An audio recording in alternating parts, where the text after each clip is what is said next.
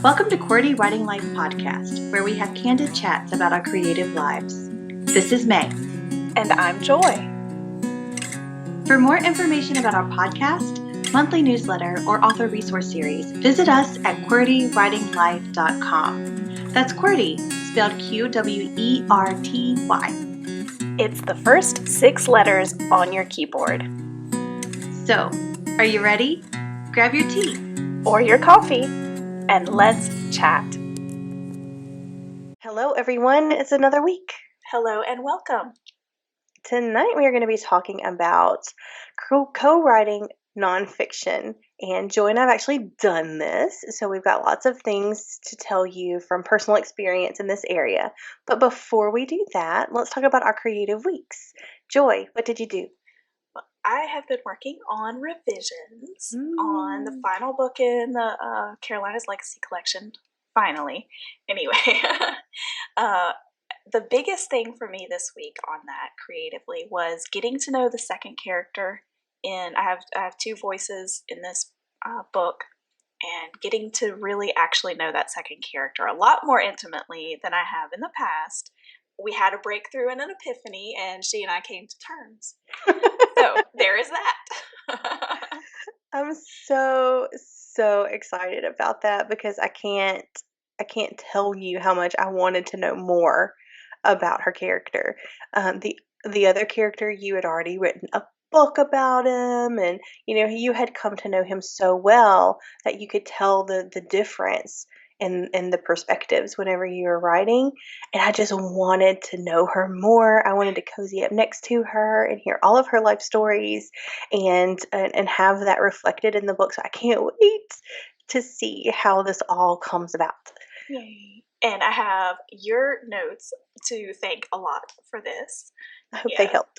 Absolutely. Yeah. So you and Kelsey helped me so much, just kind of think through. And I had some thoughts about things I wanted to do with her, but I didn't add a whole lot because I just wasn't sure. And so y'all's feedback made a big difference in thinking through all of that and thinking of things that I hadn't thought of too. So oh, that's so good. Yeah. That's so good. So what about your creative week? What have you been working on? So I was able to revisit the book that I've been writing for a while, and I've gone through a lot of the seminar, the Maggie Stiefvater seminar, and I've gotten to the point where I am I'm putting the pen to paper, which is really nice. So I have. One of the things that she talks about is layerings and scaffolding, I guess if you say it in there. And I lost my earphone. And so that's what I was doing. So I started off with a summary that you would find on the back of the book. And so that's my first little layer that I put on there. And then I went into the synopsis, which is kind of just like a point by point of plot a little bit. It's not super, it's like 1 page. So don't think extended outline or anything like that, but just a list of the main characters written into this kind of bullet point notes. Think notes. I think that's the best way to handle that, with their motivations and things like that, and they're mixed in with the plot points and that sort of thing, which actually kind of brought me to the point where I was like, well, I've written 65 pages or something like this, and I don't really remember. It's been a while since I've written a whole nother book. That's true. So I think really you've done 2, because didn't our book together too came? Yes. Yeah. Oh my gosh, yes. I forgot about that. Yeah. So there's actually been 2 books that I've written, and now I'm getting back to the novel fiction scene. So I pulled out that document actually that I sent to you to critique, and I've started rereading it. So I'm on page 40 something, and as I got to plot points or whatever, I'd go back to my synopsis here, and I just oh, this actually happened, and I popped that in there, and I do, I didn't do the one with your written critiques on there because those are critiques that I'm going to need to edit in to the document. If I keep this document, I'm actually kind of starting over from scratch with the sucker. But I will say that there were two, potentially three chapters that I think I will pull from this document and insert them into the first draft of this, because they're, when you read something of yours and you're like, oh my gosh, that's kind of. Yeah. And you're like looking around like, I know, does anyone else see this? Well, I get struck by lightning if I say I'm proud of this sentence. So that's kind of where I was with this. I was like, wow, like there's some, and it's so funny because I think I'm having a little bit more trouble with my female character than I am with my male character, Mhm. which is which is a little Yes. bit, I feel totally really relate. close. The chapters with my male character, I was like, oh yeah, these are spot on, Mhm. So I don't know why. I don't know, there's some sort of something in there I'll have to think about later on as to why. Maybe I think I just really like his story, so I have to make her story to where I like it as much as I like the male character's story. And I think that might draw me back in or something. I don't know. So, but anyway, so some of the male chapters from that perspective, I was like, oh yeah, that's awesome. And there were some things in the female perspective too that I was like, oh, this is great as well. So, but I definitely see some areas after running through this that I can tell that I didn't necessarily do certain things on purpose in this, but I can identify those things that happened in the last draft that I had. Based upon the seminar things here. So I know that I'm moving in the right direction, and I also know the things that I need to change as well. So the first scene's gone. Like that, that's not happening anymore. Oh Oh, I mean, it might come in no. The later party? on. That was the party, right? It was the party. So Oh, that was was it fun. funny? You liked it? I did. I mean, I was entertained, but I was like, I don't know if this fits though. I'm falling back in love with the story in a big way. So So yay, exciting. very excited. So that's what I did. I love that both of us are talking about our personal writing, and we're discussing how we're going to critique one another's work, or we have critiqued one another's work, because that flows into our topic, not necessarily because it's the topic itself, but because it is the book that we wrote together. Yes. About critique partners. So. Yes. And might I tell you, Joy, happy anniversary on the nonfiction book that we co-wrote together. Yes, 2 years and a month and a few days. We kind of scooted right on over that anniversary. We did. And so I apologize about that. I should have had bells and whistles and sent you a really nice package and all of those things. And it was right before Christmas when we released this book. And this holiday season was really tough for me in a multitude of ways. So I do apologize. And I hope to make it up to you by speaking all the wonderful things in this episode so everyone can hear, all the thousands of people who listen to this. Well, I think we just have to blame our publisher for this one. That's right. I should have got a cookie or something, right? I know, you should have. So, yes, 2 years for Finders Keepers, a practical approach to find and keep your writing critique partner. So Joy and I are going to evaluate our co-writing experiences together and share with you things that we think might be helpful for you if you decide to co-create with someone. So who is this episode for? Well, so while we're giving specific tips and pointers for co-writing a nonfiction book, we do believe that these tips and suggestions can apply to any co-worked creative project. So why did we write this book? Because if it would have existed already, we would have bought it. That's so true. This is what we needed to hear, and we figured other people did too. That's right, and we couldn't find the information that we needed in order to be good critique partners to each other when we first started out in one place. Like we couldn't find the information in one place. So we had to gather all of the information all over the internet and other chat areas and social media and writers groups and stuff like that. And so what we decided was after about, I guess it was about 4 years of practicing being critique partners, that we had enough information under our belt to be able to put together the resource that we wish we would have had 4 years prior to that. Yeah. That pretty much sums it up. Yeah. So now we're going to camp out on answering the question, how did we do this?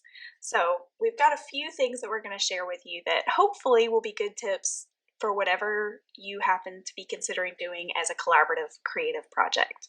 So above all, just like in any relationship, communication is key.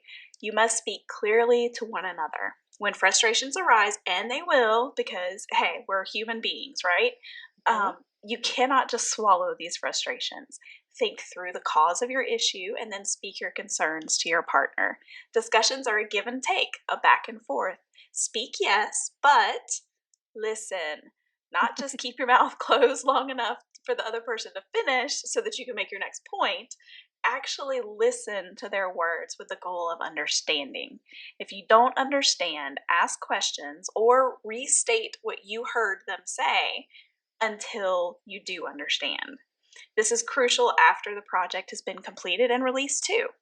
Marketing never ends in the publishing world, right? And you might want to continue creating together. For example, May and I have plans to continue and have a whole author resource series. So we have other books that we want to work on together. So you're going to have to continue to communicate plans with your partner. You also have to be able to express when you need to focus on individual work or when the partnership might need to be altered in some way. So we've done that over the past couple of years where we've each said, you know what, we need to focus on our individual projects right now, and then we'll come back to this series together at a later time.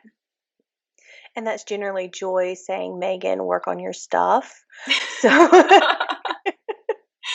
And now we have Grief Like a River. And now we have Grief Like a River. That's right.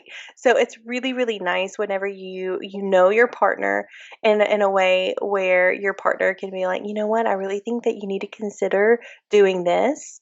And you need to be able to say to your partner, you know what, how are you feeling about maybe working on this thing instead of this thing? And just that open communication is so good with them. And also that whole thing is kind of like a ask me how I know Yeah. situation there. Exactly. Because everything that Joy just listed is stuff that we had to work out and work through with Finders Keepers, and we had never written a nonfiction book before. And so we made a plan. We communicated that plan. We altered that plan whenever we found out that it was reasonable or not reasonable. So that the fact that Finders Keepers is out in the world and we're still friends, I can wholeheartedly say is because the communication was good. Yeah, I would agree with that. And also Joy's very forgiving. Well, so are you. So I think that goes both ways. So, yes, that's what I have to say about communication. But closely related to communication is a shared passion. So you both need to have a shared passion for the project.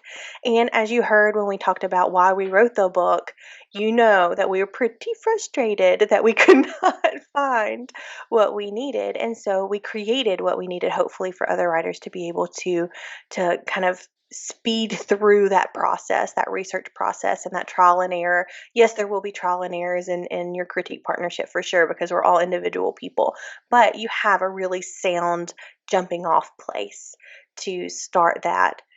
And Joy and I are really proud to have been able to put that into the world the way that we did. So if we didn't have that pride and if we didn't have that passion, it would not be the piece of glorious book it is today. So this whole project, this whole collaborative writing and, writing, particularly writing a book, but I'm sure any creative endeavor, trying to do it along with somebody and melding your two visions together can be hard, hard, hard work and can be a burden sometimes. But if you have that shared passion, then you can always rally and you can move forward together. Yeah, for sure.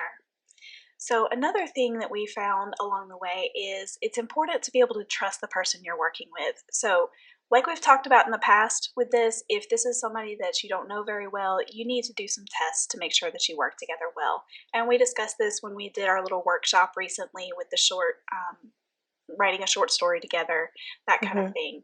So, make sure that you're going to work well together, and there are ways to figure that out. You can go back to previous episodes for that.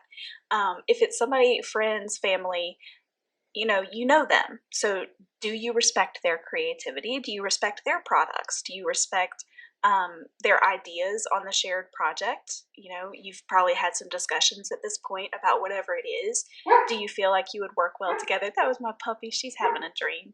Anyway, Bless it. I would like to be having some dreams in the very near future. I know, right?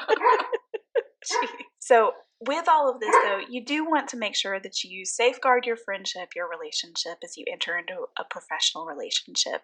And that's just where, once again, it goes back to the communication, it goes back to all of that stuff, and it goes back to making sure that you have discussed your goals and the things that you want out of this relationship. And you need to make sure that you're both committed to retaining your relationship above all. Yes. So Joy and I particularly, we had to go through the friends and family co-working experience whenever we started the QWERTY Writing Life podcast because that came before the book. But we had to ask ourselves those same questions, and did Joy respect my creativity? Did I respect her creativity? And the things that she wrote and the things that I wrote. We shared writings before, and before we did all of this stuff. And also, we went to college together too, so we read each other's work in a creative writing class, which was a lot of fun. I wish we could do that again. And so we kind of had some of these things already answered for us whenever we decided to collaborate on the QWERTY Writing Life podcast. So, though we didn't have to ask those questions of ourselves for the Finders Keepers book, we did have to make sure that we worked well together before we started this podcast and this whole QWERTY Writing Life nonfiction branding. So, the next thing that you need to know is each other's strengths and weaknesses. And this calls for a lot of retrospection and diving into who you are and being honest with yourself and also being honest with your partner. You can't really let pride overtake here and be like that humble brag where someone's like, well, my weakness is that I care too much. Or you know those interview question answers that that the interviewee generally knows is not necessarily the truth. So but so each person should take the lead where he or she excels, and this knowledge should also aid you whenever you're divvying up the workload, and that's why it's so important to be honest with each other.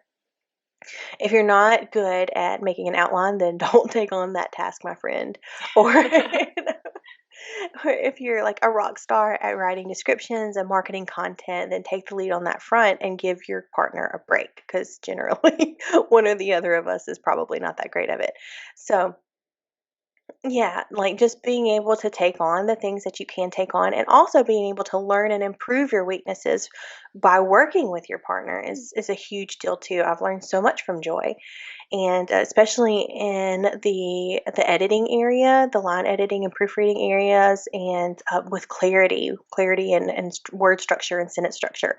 Those are things that I really, especially in this nonfiction project, if we're speaking specifically about the book, those are things that I really learned a lot from and admire about Joy. Oh, that So, was sweet. And for my part, I have learned so much from you on the developmental side.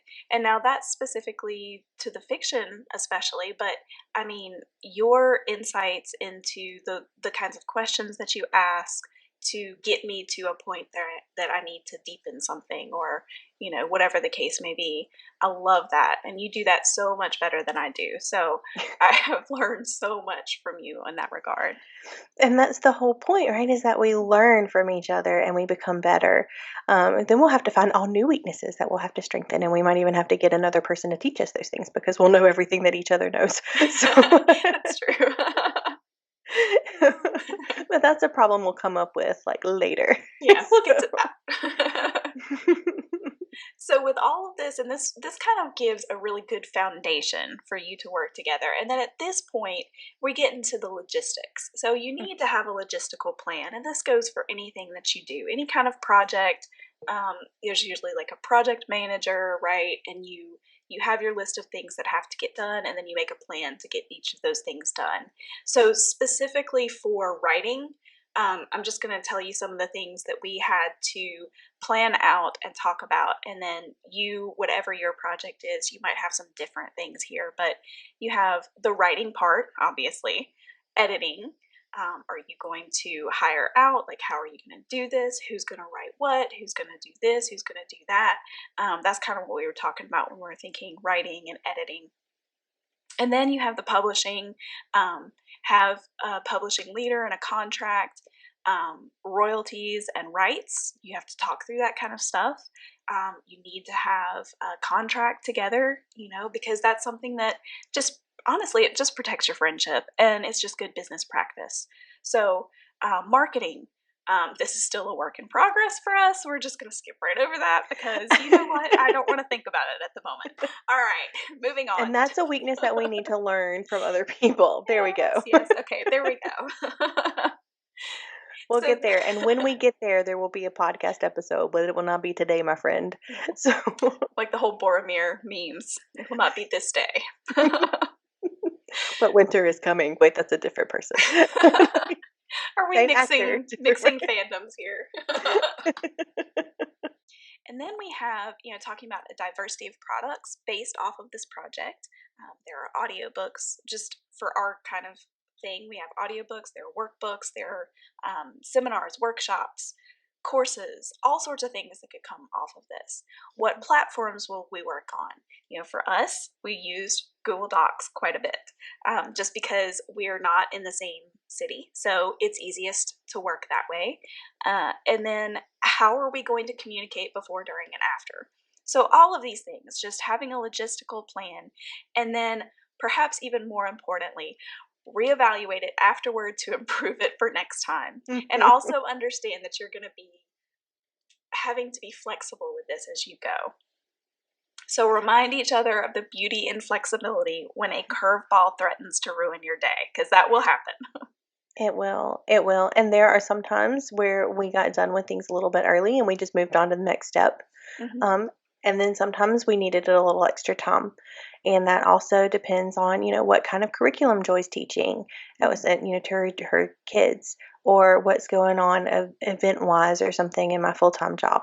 Mm-hmm. Sometimes we do have to make allowances for other life things that might alter our deadlines, might be that curveball or something. But it's that open communication that's like it wards off any bitter feelings or anger, because we have made a joint decision together where I have come to her and said, I'm so very sorry. I'm not able to finish this. Can I have 2 more days? Mm-hmm. And she can say yes or no. Hopefully she says yes. Joy has always offered me any grace that I've ever needed and more.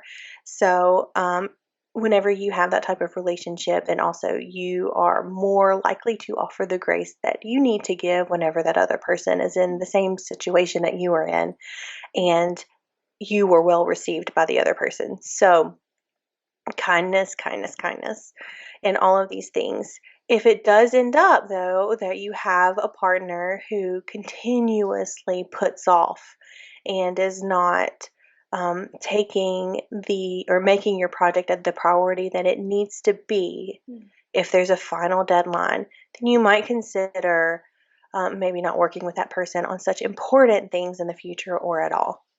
Yeah. Which brings us to the have deadlines.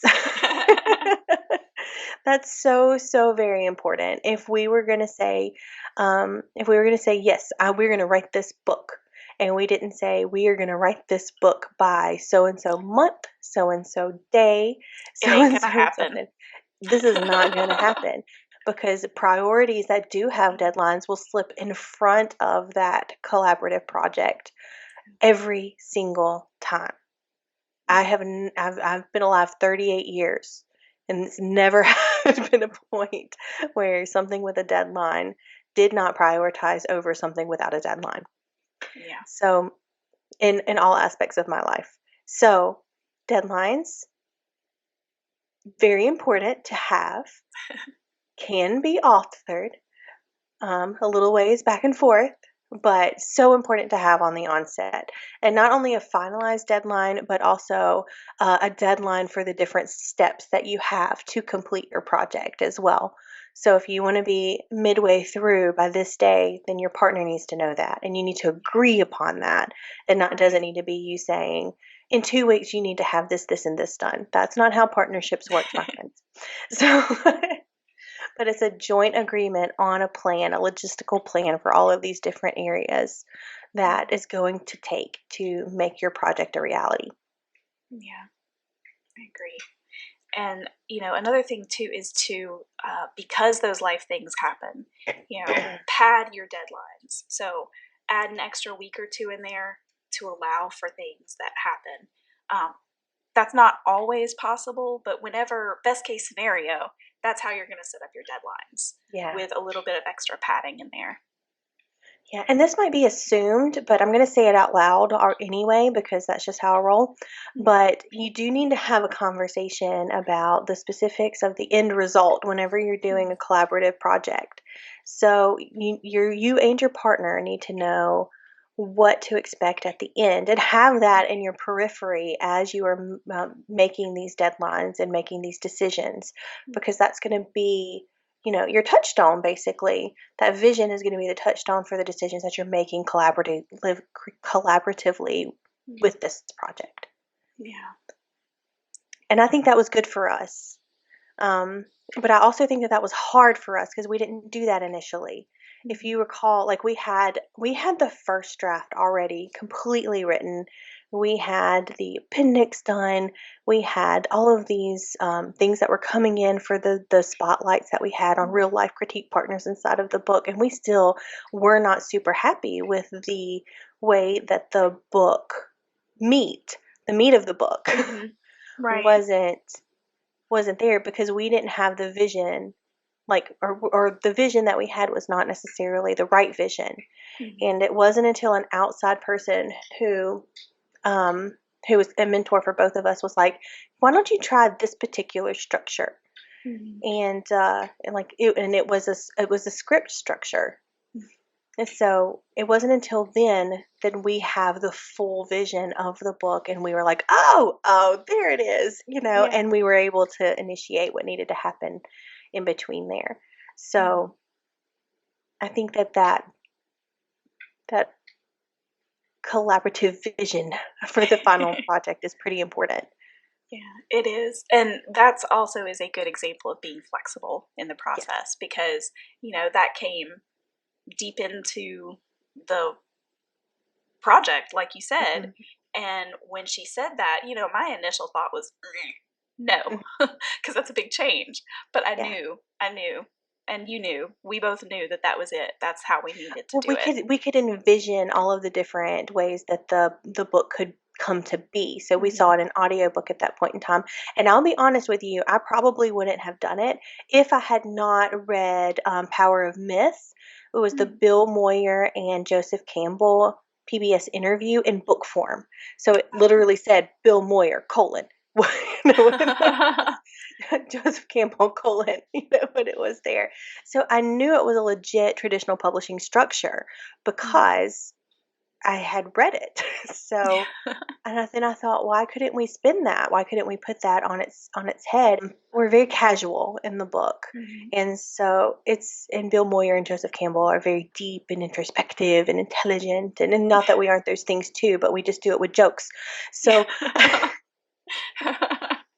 So I really kind of loved taking the idea from this very like straighten your tie type book and then turning it into what we have here is something that is very insightful on a pretty serious subject, but it reads easily and occasionally you laugh. Yeah. And it fits with our candid chats. It fits with our brand. It fits with our who we are just throughout everything that we do together as a team. But So until that structure was like put into place, we couldn't see all of that. We couldn't see all of that and how all the threads like were actually all over the place, and we were like, oh, it's us, yeah. So yeah, big vision is necessary. Yeah. One of our last things to talk about is to be realistic and grounded. This project isn't going to come together overnight. No good projects, no big meaty projects happen quickly. It takes a lot of work. It takes a lot of perseverance, all of these things. But also, it takes many years to become an overnight success. How many times have we said that, right? So don't expect, I think we both had like grand visions of, this is the book that everyone needs and it's just going to blow up immediately. And well, that's not reality. Mm-hmm. I think that and I still believe that it will one day, but we have things to learn about the marketing, and we have things to learn about finding the right people to get this in the hands of, and things like that. So don't be disappointed if things don't skyrocket immediately, because that's not typically the way things work. So just remain realistic and grounded throughout. So I don't know, is there anything else, any other tips that we have for people on this? Can you think of anything? I have two things. Okay. One is to have fun with this. Yeah. Because working with somebody is a lot of fun, especially if you respect them and you have the passion and you have the right project and everything. It's going to be a lot of fun. And secondly, I think that you need to celebrate. Yes. Whenever things you get accomplished, even those little things, but most importantly, the big thing at the end. And my suggestion for celebration is to go out for tacos. Ooh, that's a good one. I agree with you on that. So when are we going out for tacos? Because I feel like we need to do that soon. We did go to the OK Bicycle shop. Ooh, yes, that place was so good. And Mobile. didn't we have tacos there? They had tacos and sushi. Like, hello? That's right. It was like the best of both worlds. And so that was when we actually were putting together all of the first draft. So we had all of our topics and our outline and everything. And so we went on this little weekend. We holed ourselves up in a house and we just and see, that was fun. That was so much fun. And then we did go out for tacos. So I highly suggest going out for tacos. I agree. Are we ready for a QWERTY challenge? We are. So, have you ever thought about working with another person on a creative project? If so, put together your thoughts based on the questions in this episode and how the project could play out. Or maybe, also think through these tips. Like, are there any of these that you hadn't thought of before, or that you could see being a challenge or something that you need to think through? And then share this with your collaborator or figure out your next step to make this all come true. Yeah. So we hope that our experience has been helpful to you in more than one way, the critique partner way, but also in the way that we have written together and done some nonfiction work together. So we thought it was kind of interesting too, because we did the workshop on the short stories and I was like, that's fiction. We did a collaborative work on fiction. Now we can talk about nonfiction. It all goes together. It did. It all worked out well. And a lot of these, like the practical, logistical things would definitely double for collaborative fiction work as well. Yes, definitely. Definitely. So we hope you guys have a fantastic week. And go make something. Bye. Bye.